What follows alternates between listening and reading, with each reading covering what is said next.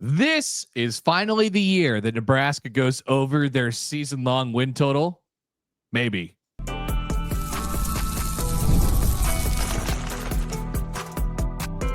You are Locked On Nebraska, your daily Nebraska Cornhuskers podcast, part of the Locked On Podcast Network, your team every day. Good morning, and thanks for making Locked On Nebraska your first listen every day. We are free and available wherever you get your podcasts and on YouTube, part of the Locked On Podcast Network, your team every day.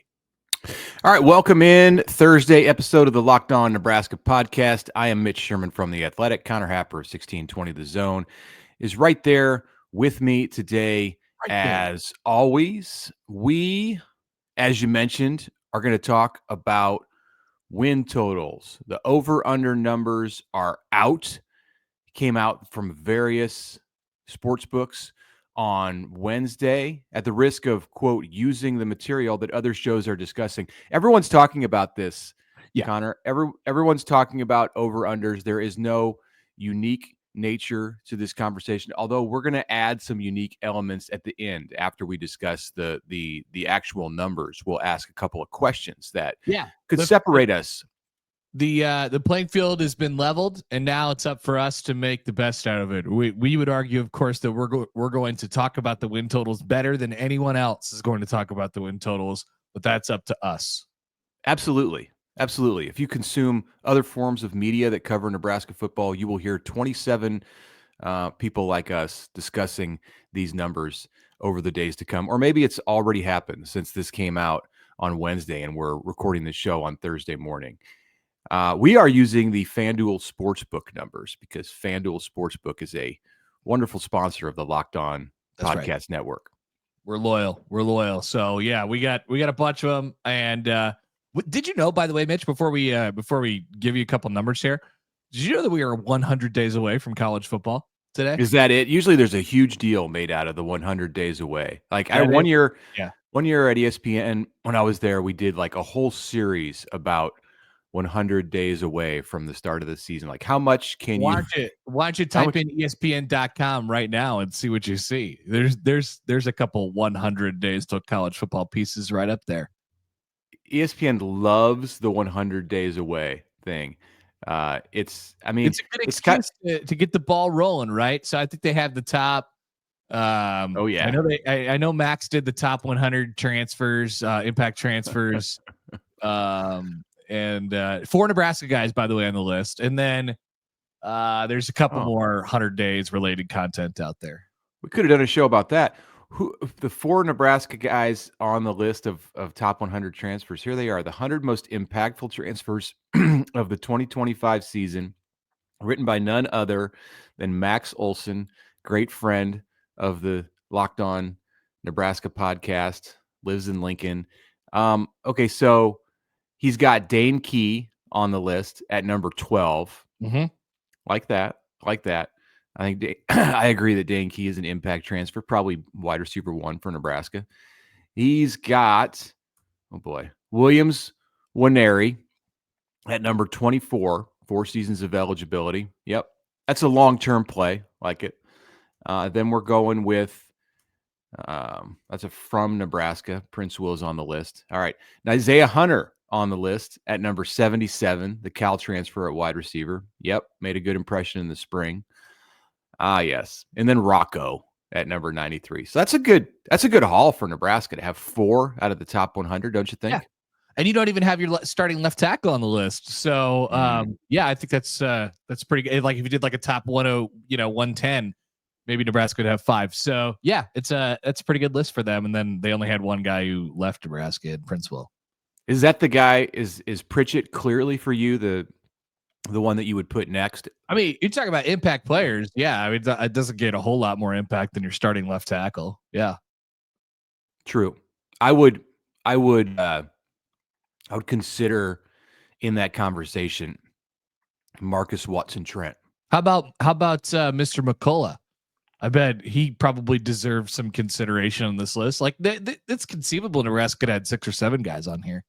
In the top 150. They should have done this when there were 150 days to go until the football season. And then you could have What are they doing?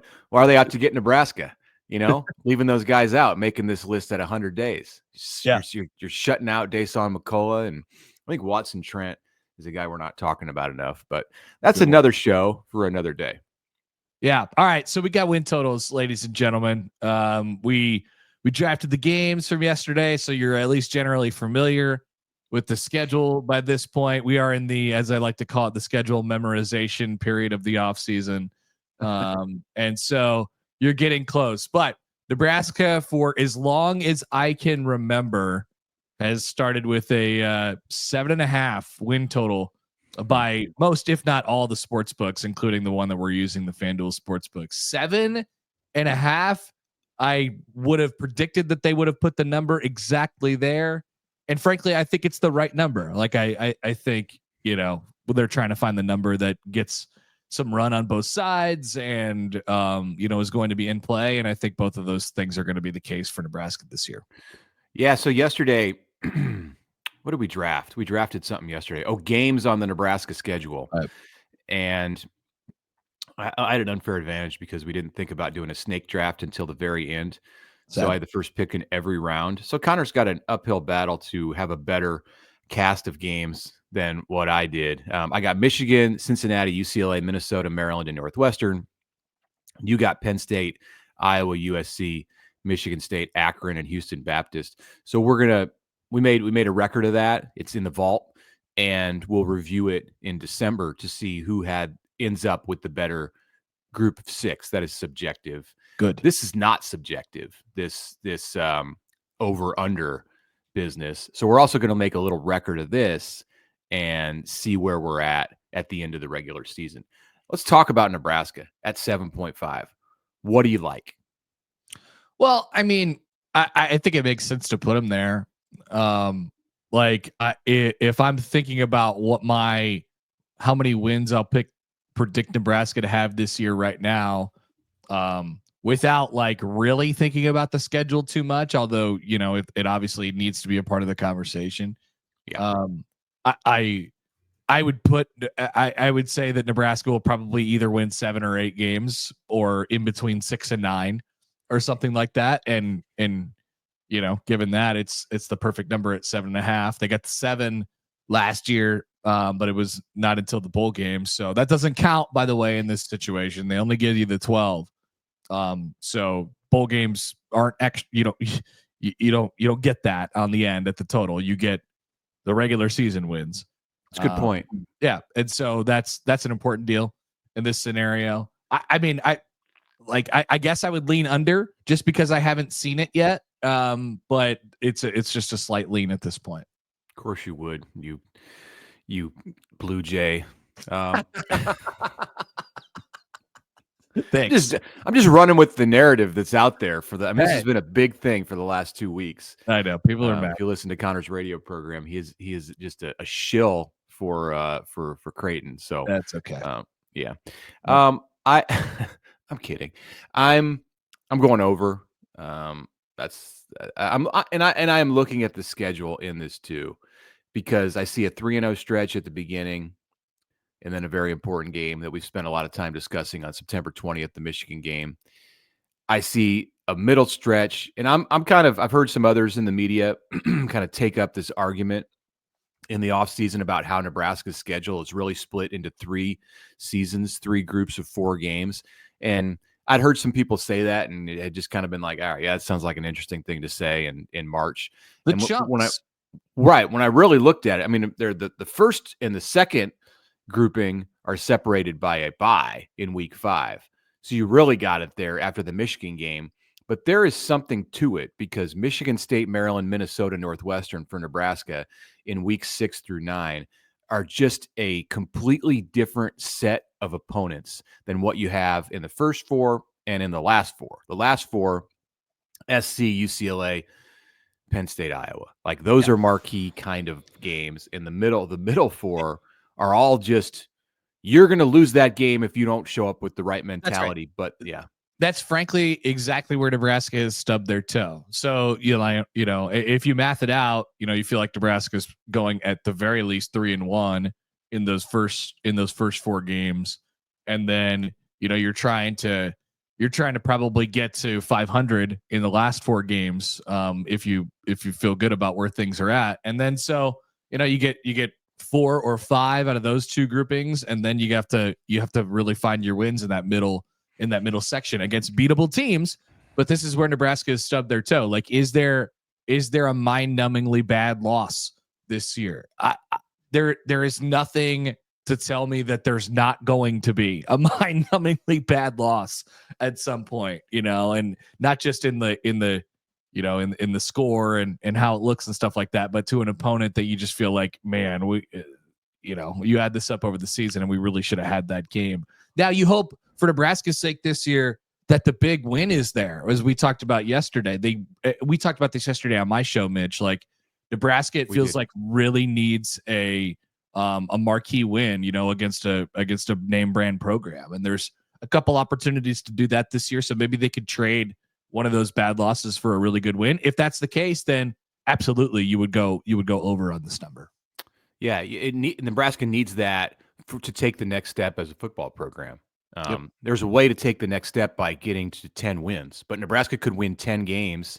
And I'm not saying it's going to be 10, but Nebraska could win 10 games in 2025 without beating a ranked opponent. When you have that kind of a setup, that kind of a schedule, it bodes well for your ability to do something like go over the 7.5. Yeah, those middle 4 games, Nebraska, looking at it here, they're all opponents who have a lower total than what Nebraska does. Now, the one of those 4 where you can say, okay, but they're probably not going to be favored if lines came out today, would be Minnesota, because it's on the road where Nebraska's had trouble and the Gophers are sitting at 6.5. So I think Minnesota would probably be a 2-point favorite, 3-point favorite if someone were to put that line out today. You don't think so? I don't know. Minnesota is an interesting swing team.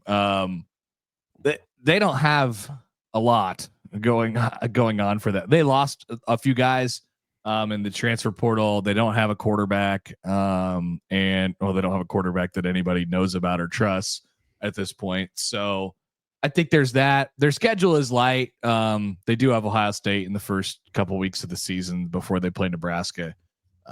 They could run into that game with like 1 loss or something like that. I just don't know if they're going to be that good. But you're right, Mitch. It hasn't stopped Nebraska from losing to Minnesota when they're not that good before. Drake Lindsey is the expected quarterback for Minnesota. This is the first time I've ever heard that name. Thank you. I'm sorry. Yeah, Drake Lindsey, Whitkey, I think, is the other guy.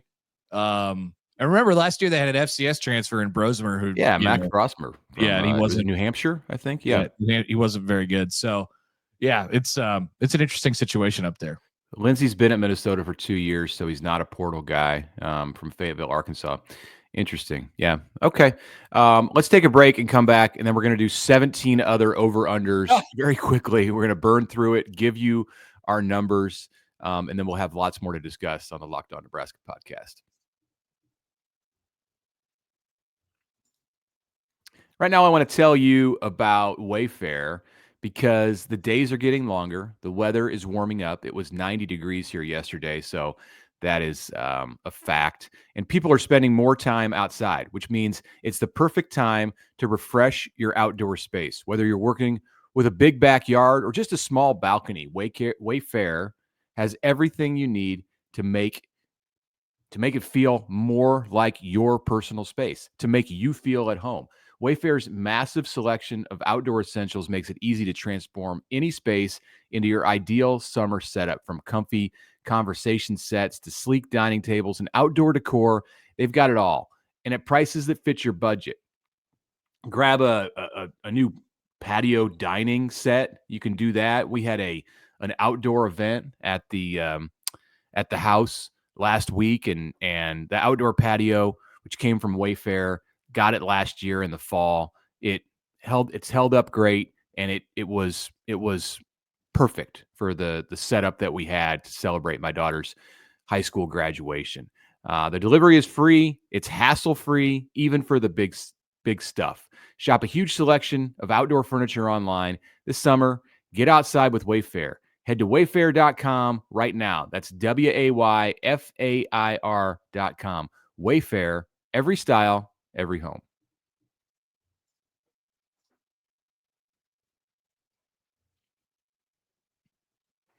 All right, welcome back, Connor Happer, Mitch Sherman. I don't think we're going to be able to get through all the rest of the 17 in the gigantic Big Ten conference. So let's pick a couple out here, Mitch. Okay. Is there anything that sticks out to you and you think, oh my goodness, this is way off. This is too high. This is too low for any Big Ten teams going into this year? Well, the one that stuck out to me when I saw these numbers, not sure because I thought it was too high or too low, is Wisconsin at 5.5. Oh, okay. Gotcha. Feel like there's a story brewing in Madison. Yes. And it probably doesn't end all that well for Luke Fickell. So I had to go and check it out and say, why is Wisconsin at 5.5? Oh, I mean, have you seen their schedule? right. I get that Wisconsin's coming off of a rough year. Didn't make a bowl game last year, but the schedule has Wisconsin going to Alabama in week 3. It has Wisconsin going to Michigan in week 6. It has Wisconsin playing back-to-back games after. You talk about the 4-week stretch. The 4-week stretch where Nebraska plays Michigan State, at Maryland, at Minnesota, and Northwestern at home. Those same weeks, Wisconsin at Michigan, Iowa at home, Ohio State at home, at Oregon. And then the Badgers finish with Washington, Indiana on the road, Illinois, potentially a top 15 team, and then the Axe game on the road at Minnesota.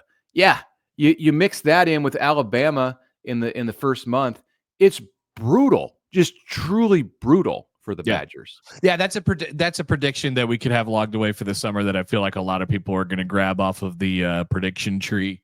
Luke Fickell ends up getting fired this year, or Luke Fickell just dips or something like that. Like I saw somebody. My apologies for not remembering who it was, but somebody just predicted that on social media this week that Fickell's just gonna go before. And like, what do they mean? Like he's gonna quit in the middle of the season, or what? I mean, run away from the posse. I guess if you can get out of there before they fire you, then I guess right. If he can like manage a six win season, then he just move on. Okay. Yeah. I got a couple that popped out. So are you thinking under on Wisconsin, or are you just like that stands out to you? It stood out as something. Yeah, I mean, looking at that, I would probably have to pick 5 lines for Wisconsin. Looking at that schedule, and Wisconsin, you're talking about a quarterback situation with Billy Edwards Jr., who came from Maryland, and then Danny O'Neal from San Diego State. Now, maybe one of those guys is a diamond in the rough, but they're going to have to be. Yeah, I'm going under. The main thing for me is that just stood out as a kind of a number that jumped off the page, and I had to see for sure why is that, and I understand now. So here's the team that you mentioned in your spiel about Wisconsin. I mean, Illinois is they are being looked at as by everybody as last year's Indiana. They have a light schedule.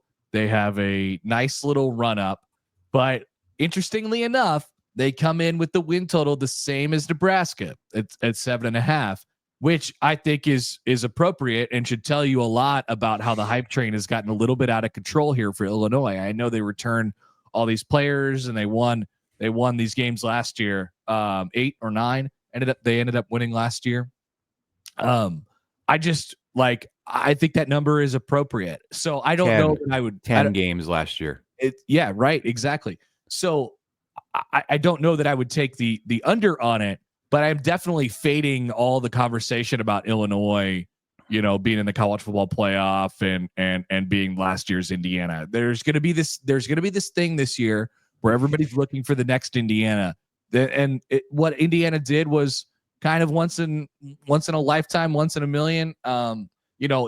There are going to be teams with unbalanced schedules, and Illinois is because of this Super League, and Illinois is the team with the unbalanced schedule this year, but I just don't see it. So I don't know that I would take their under, but I love their number at 7.5 because I think a lot of people will look at that and they'll say, "Oh, give me the over. That team's going to the playoffs," and I don't agree. Yeah, they're in the conversation. I mean, they're they're in the top 15 in some way too early. It's not way too early anymore. Like it was way too early.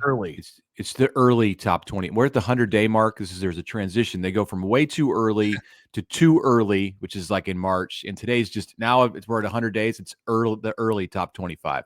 In the early top 25, Illinois is probably going to be around 14 or 15. And okay, but like you said, is it real with the Illini? The non-conference is nothing special. They got to play at Duke, and they got two directional programs coming into Champaign. Yeah, the schedule is light. Definitively the schedule is light, but road games at Indiana, Purdue, Washington, Wisconsin, and then home against Northwestern, Maryland, Rutgers, Ohio State, and USC.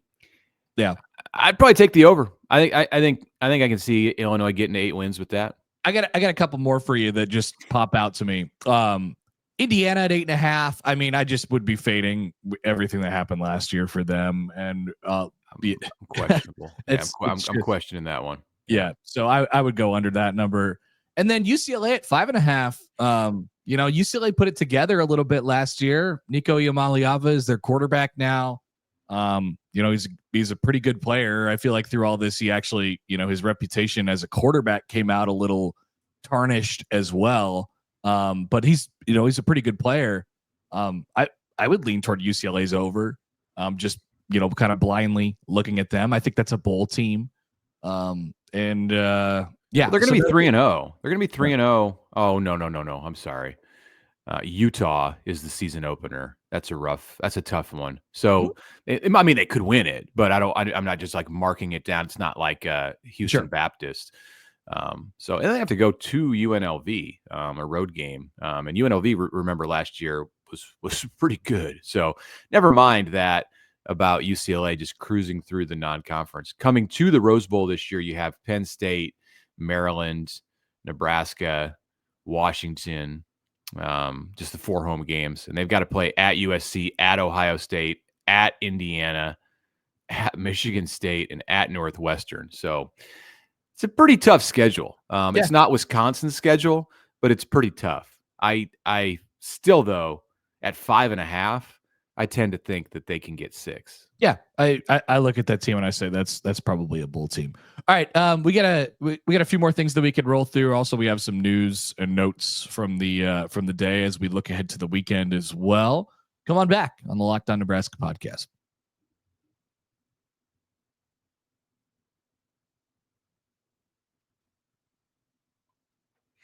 Okay, welcome back. Final segment on this Thursday. Is it Thursday? I've had the date wrong all week. I thought it was the 15th, I think, a couple of days ago. May 15th, Thursday, today.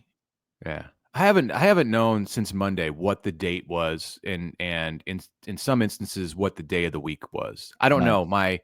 We got this thing going on at our house right now where my graduate is out of school. So sleeping. I don't know.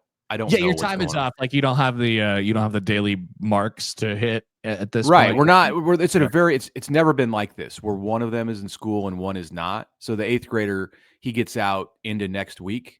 No graduation party from middle school. Sorry, bud. We spent the whole thing on the girl. Yeah, you're gonna have to wait 4 years. Sorry. You can get like a candy bar for graduating 8th grade. I'll take you to Culver's for a mixer or whatever. Nice. So I don't know what's going on because I got one kid at home and one still in school until next week. So it is May 15th, and here's the kind of story that comes out on May 15th. It actually came out on May 14th.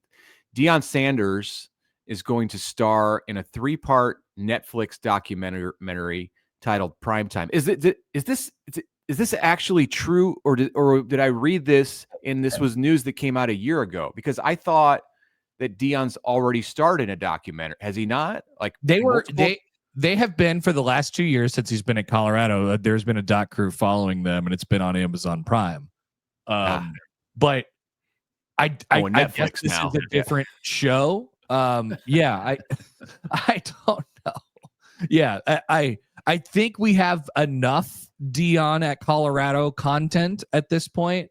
Their whole thing is on YouTube. Like, they record everything on their iPhones and it's all on YouTube.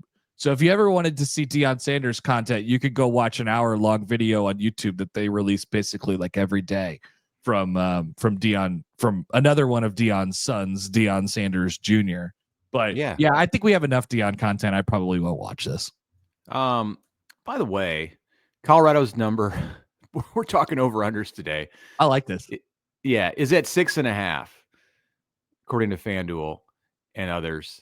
So what do you think of that? And let me read you their schedule. Georgia Tech at home, Delaware at home, and then they get into the Big 12 at Houston, back out of conference for Wyoming at home, BYU at home, at TCU, Iowa State in Boulder, at Utah, Arizona at home, at West Virginia, Arizona State at home, at Kansas State.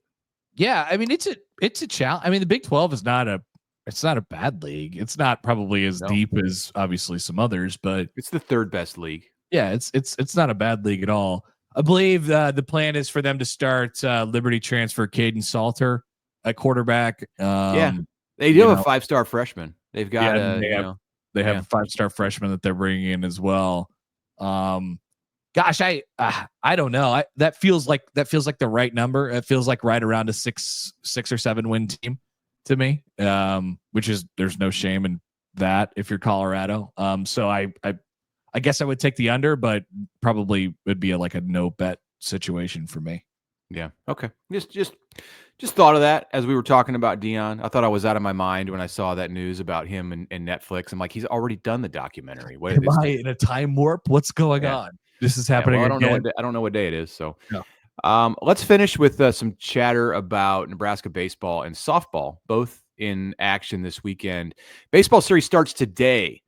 Because the Big Ten tournament is next week in Omaha, they moved good sound effect. We don't have the one in the system like you do on your show. We'll get there, but you can do it with the mouth. It starts today. First pitch 5 p.m.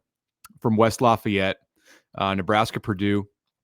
Interesting late season development for Nebraska. They've moved Tucker Timmerman to the front of the rotation. This is the pitcher who took a ball off the face in February in Arizona, and he's back. They thought he was like a bulldog kind of reliever who was going to come in and just stare down batters when it was, a jam needed to be escaped from in the late innings. Hard thrower from the Beatrice, I believe he's from Beatrice.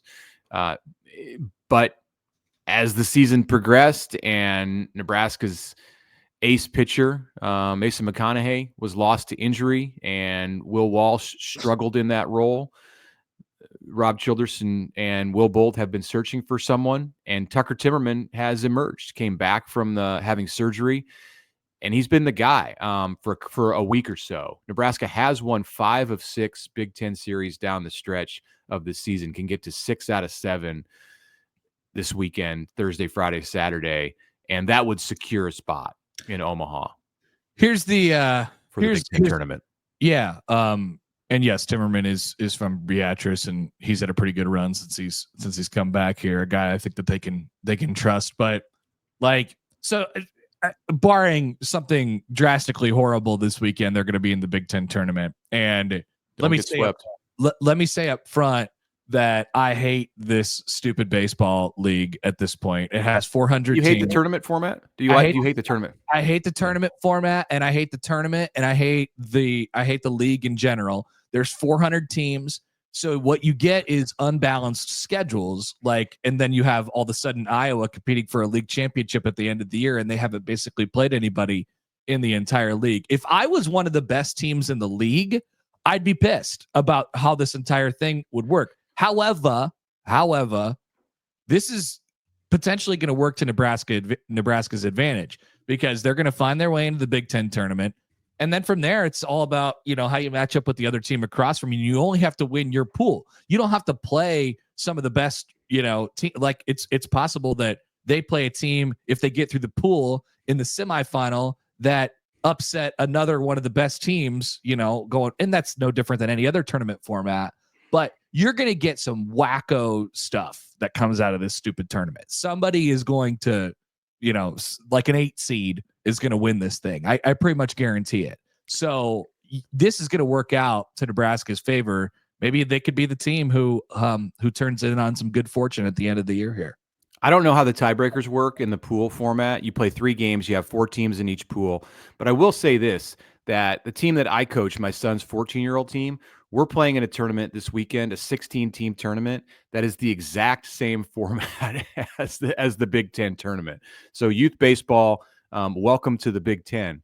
We'll be out at Westview High and Northwest High Friday night, Saturday morning, if you want to come see us. And then in pool play, hopefully as the number 1 seed out of our bracket on Sunday. Well, we have 16 teams. The Big Ten has 12. So they have 3-team pools. We've got 4-team pools, but the concept is the same. Everybody plays 2 games. In the Big Ten, they play, is it 2? Yeah, you play 2 games in your pool. And it can be weird could everybody be 1-1? Man, and then does it come down to like runs allowed, or where do they go on the tiebreaker? I would imagine so. It turns into like an Olympic soccer or a World Cup soccer situation. Yeah, sounds awesome and very baseball. Yeah, the Chris Gradeville Memorial Baseball Tournament, by the way, is what we'll be partaking in. Yeah, excellent. So, there was a bunch of teams out of the Creighton series last weekend, but that's awesome. Excellent to honor Grady. Who we lost. Former Jays pitcher. Yes. No. Okay. Well, we're going to see how this goes. Nebraska's got to get in there first. Tucker Timmerman gets it started off tonight. That game's on BTN Plus, and we're going to have some crazy tiebreaker stuff going on in Omaha. That is, it may create some controversy. I hope it does. Like I would like Nebraska could be a team that wins it. I wouldn't close that book at all. Crazy stuff is going to happen in this tournament. I pretty much guarantee it. And then to finish, spend a minute on this. Nebraska softball is in Baton Rouge, Louisiana. Huskers are the number 2 team in 4-team regional. This actually makes sense, the format, the way that they do this. It is the winner of the 4-team regional double elimination will advance to a best of 3 super regional. Next week, the winner of those 8 super regionals will then move on to the Women's College World Series. Huskers open Friday, tomorrow, 2 p.m. against UConn out of the Big East. ESPN Plus will air that game. Expect to see Jordy Ball on the mound for the Huskers. Expect to see a lot of Jordy Ball. They'll be talking about Jordy Ball, you would think, during the ESPN Plus broadcast. There's some ESPN like bases loaded content. I think we're going to have a studio show that Matt Schick, friend of ours, may be involved in. Is Schick doing squeeze play for softball? Yeah, I heard him mention that on his pod with Nick Baugh, that he was headed to Bristol to get in some squeeze. I don't know if they call it squeeze play for softball. That's what they call it in baseball. Just some like around the horn. Let's go out to Norman, Oklahoma, and check in on what's happening here. And then they'll go to Baton Rouge and see Jordy Ball hit her 20th home run of the season. Yeah, maybe. All right. So yeah, you win one. I mean, everybody knows how these regionals work. You win one, you put yourself in good shape. You go into that 1-0 game and you put everything on the line to try and get 2-0. So if you start 2-0, you're going to have a really good chance to get out of that thing. Yeah. It is the same format, right? Yep. Okay. Yep. I'm questioning myself on the double elimination. I know that the Big Ten softball tournament was single elimination, but I'm fairly certain it is the same format. Yes. Thank God. All right. Showing our lack of softball knowledge at every turn here on the Locked On Nebraska podcast. But hey, thank you for making us your first listen today. For your second listen, check out the Portal Show. Brian Smith has the latest rumors, portal entries, and signings. Be the most informed fan on the rapid changes to the college football landscape. Find the Portal on YouTube or wherever you listen to podcasts.